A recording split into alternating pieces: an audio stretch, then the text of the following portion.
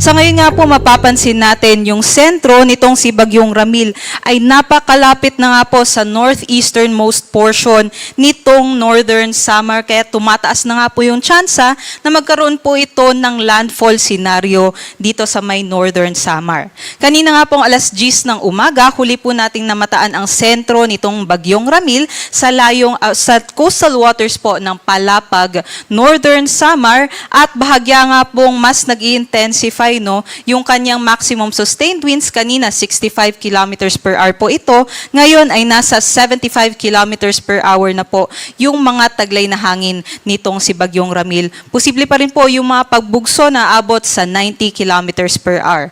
At ngayon, kumikilos po ito pa west-southwestward sa bilis na 20 kilometers per hour. Kaya yun nga po, may tsansa na maglandfall po ito sa may Northern Samar area. At kung mapapansin nga po natin, malawak po yung sakop ng mga kaulapan nitong si Bagyong Ramil. Kaya yung mga malalakas na hangin po nitong Bagyong Ramil ay concentrated po sa may northern periphery nitong bagyo. Ngunit mapapansin natin, meron pa rin pong mga dalang kaulapan itong si Bagyong Ramil kahit wala po masyadong malalakas na hangin dito po sa malaking bahagi ng Visayas. Kaya meron po tayong mga nakataas po na weather advisory po sa mga lugar po na yan.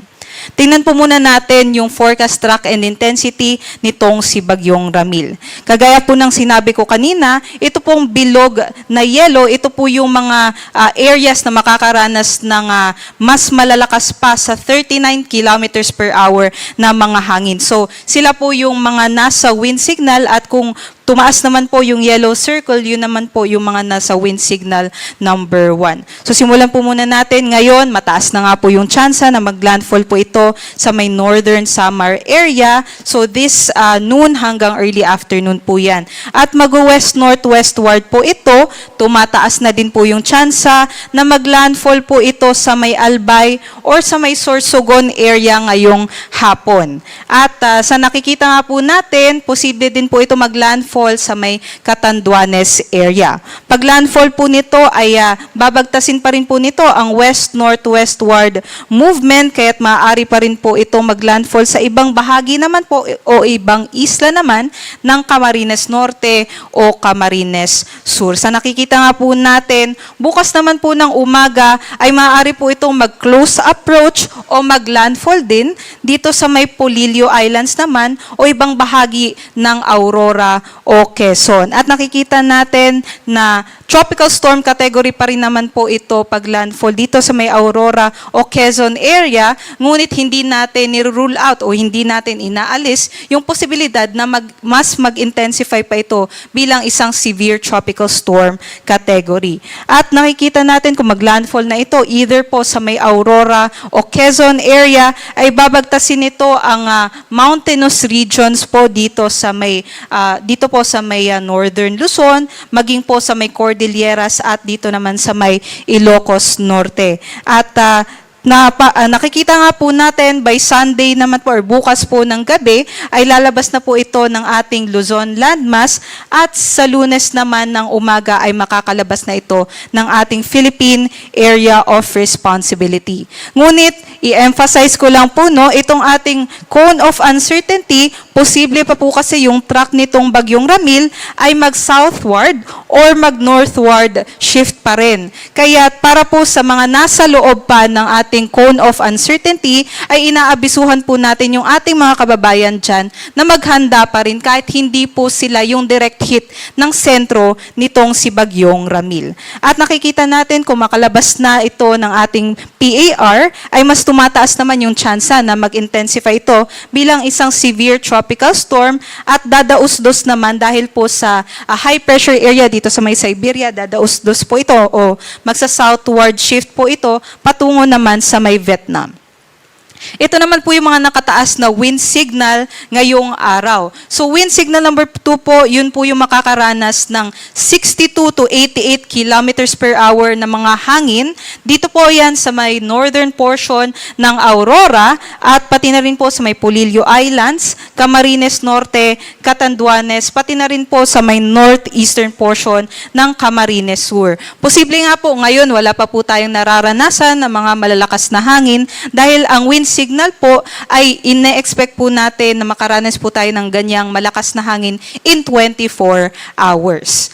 Wind signal number 1 naman po ang nakataas dito po sa malaking bahagi ng Northern Luzon. So, kabuuan po ng Ilocos Region, Cordillera Administrative Region, pati na rin po sa may Cagayan Valley ay nakataas na ang wind signal number 1. Aside po doon, nakataas din po ang wind signal number 1 sa nalalabing bahagi naman ng Aurora, pati na rin po dito sa may Quezon Province, sa may Nueva Vizcaya, sa Nueva Ecija, Bulacan, Pampanga, Tarlac, at sa may Pangasinan. At aside po doon, dito rin po no, sa may Camarines Sur, Albay, Burias at Icao Islands, pati na rin po Sorsogon down towards Northern Samar, pati na rin sa may Eastern Samar. At yun nga po nasa wind signal number 1, sila naman po yung makakaranas ng mga hangin na posibleng umabot hanggang 61 kilometers per hour. So, wind signal number 1, possible may minimal to minor threat na po yan sa ating mga kaarian or dun po sa mga tao na nandun. At yung wind signal number 2 naman po, yun po yung mga hangin na posible na pong makatumba ng mga banana po na mga puno. At ito naman po, kagaya nga po ng sinabi ko, kahit wala po tayo sa wind signal, maaari pa rin po tayo makaranas ng malalakas na mga pag-ulan. Dito po yan nakikita sa ating weather advisory. So yung mga lugar naman po o probinsya na nasa orange, ayun po yung makakaranas ng 100 to 200 millimeters na mga pag-ulan within 24 hours po yan. So ngayong tanghali hanggang bukas ng tanghali. At yung mga nasa yellow naman po, yung mga probinsya na yan, ayun po yung makakaranas ng 50 to 100 millimeters na mga pag-ulan at within 24 hours. So may imagine po natin yan, kung meron po tayong plangga or balde, ay yung 100 to 200 millimeters po para po yung 8 hanggang 16 na balde ng tubig na ibinuhos po sa 1 square meter na area within 24 hours. So, kung nandun po kayo sa mga urbanized areas at mga low-lying areas, ay posible talagang tumaas yung ating mga level ng tubig at posible din yung mga flash floods at mga landslides. So, ngayong araw naman po, inaasahan natin yung mga nandito na areas po sa may Southern Luzon at Visayas, sila po yung makakaranas nitong mga ganitong mga pag-ulan.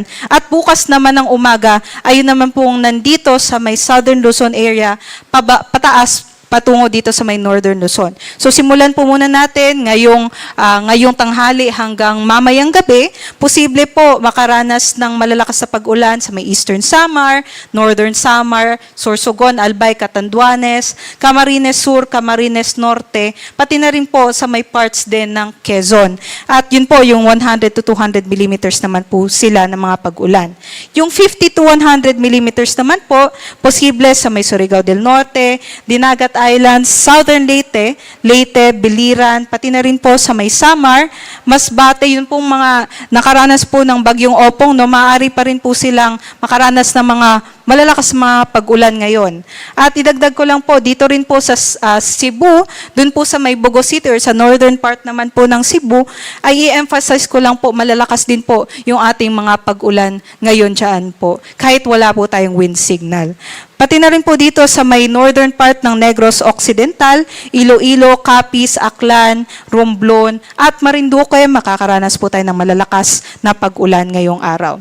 Bukas ng umaga, posible po dito sa may Quezon, Aurora at Isabela, yung pinakamalalakas na pag-ulan nitong si Bagyong Ramil. At 50 to 100 millimeters naman dito sa may Laguna, sa Rizal, kabilang na din po tayo sa Metro Manila, Bulacan, Nueva Ecija, Quirino, Nueva Vizcaya, Benguet, Ifugao, Mountain Province, Kalinga, Abra, Apayao, pati na rin po sa Cagayan. At ito pong mga pag-ulan natin, yun po ay dulot ni Bagyong Ramil. Ngunit posible, kung nandun po kayo sa mga bulubunduking mga lugar, ay mas mag-intensify pa yung mga pag-ulan natin, kaya mataas po yung tsansa ng mga landslides at mga flash floods.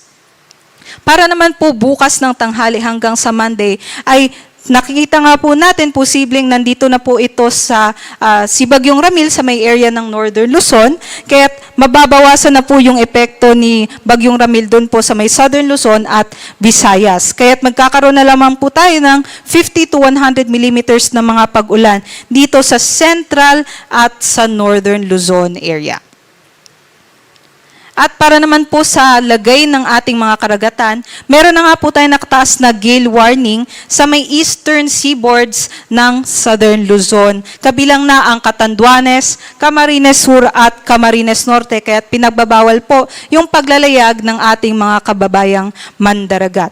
At kahit wala po tayong gale warning dito sa may kanlurang bahagi ng Northern Luzon, maging sa may northern part ng Northern Luzon or extreme Northern Luzon seaboards, ay maaaring mag-moderate to strong po or katamtaman hanggang sa maalon na mga karagatan ng ating mga maranasan dyan. Kahit delikado pa rin po ito sa mga maliliit na sasakyang pandagat.